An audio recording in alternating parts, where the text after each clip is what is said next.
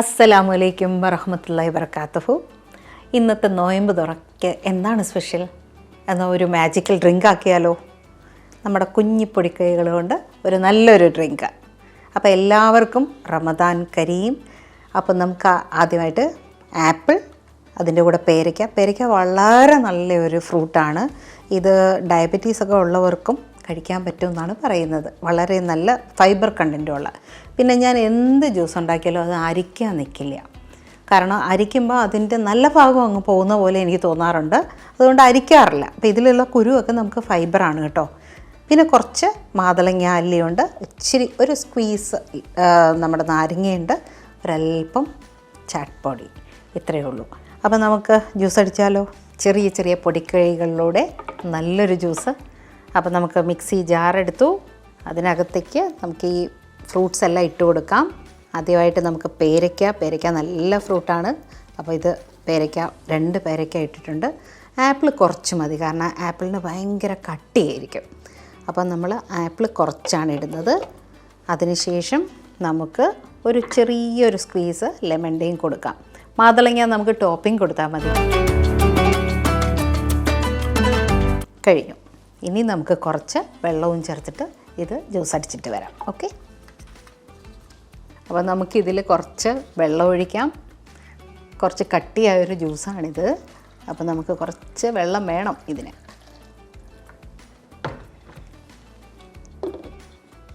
നമ്മളിതിൽ പഞ്ചസാര എക്സ്ട്രാ ഇടുന്നില്ല.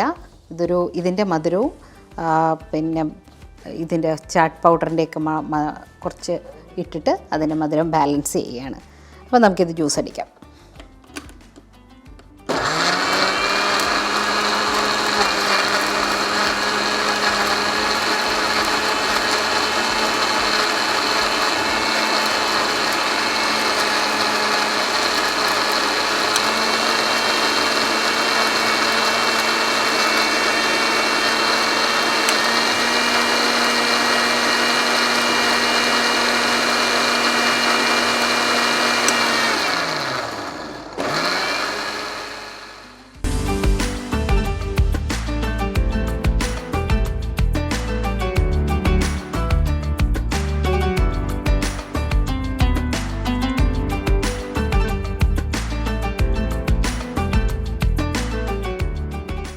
അപ്പോൾ നമ്മുടെ പേരയ്ക്ക, ആപ്പിൾ, പിന്നെ ഇച്ചിരി ലെമണുള്ള ജ്യൂസ് നമ്മുടെ റെഡി ആയിട്ടുണ്ട്. നമ്മൾ പഞ്ചസാരയൊന്നും ചേർത്തിട്ടില്ല.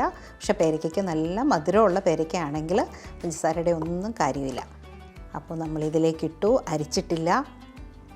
ചെറിയ ലംസ് ഉണ്ടെങ്കിലും അത് കടിച്ച് കുടിക്കാനായിട്ട് നല്ല സ്വാദായിരിക്കും.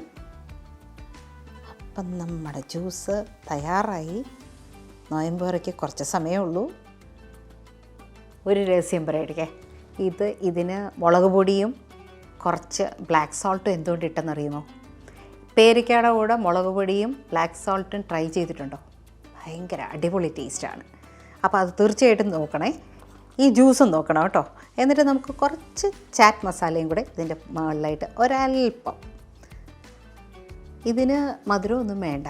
നല്ല ടേസ്റ്റാണ്, നല്ല ഫ്ലേവറാണ്. പേരയ്ക്കയുടെ ഫ്ലേവർ അറിയാമല്ലോ. ആപ്പിളും കൂടെ കിട്ടുമ്പോൾ കുറച്ച് കട്ടിയുമായി. ഇനി നമുക്ക് കുറച്ച് മാതളങ്ങയും കൂടെ ഇട്ട് കഴിഞ്ഞാൽ പൊടിപ്പൂരം. അപ്പം നല്ലൊരു റമദാൻ ഡ്രിങ്കാണ്. ഫൈബറൊക്കെ ഇഷ്ടം പോലെയുള്ള ഒരു ഡ്രിങ്കാണിത്. തീർച്ചയായിട്ടും എല്ലാവരും ഉണ്ടാക്കി നോക്കൂ.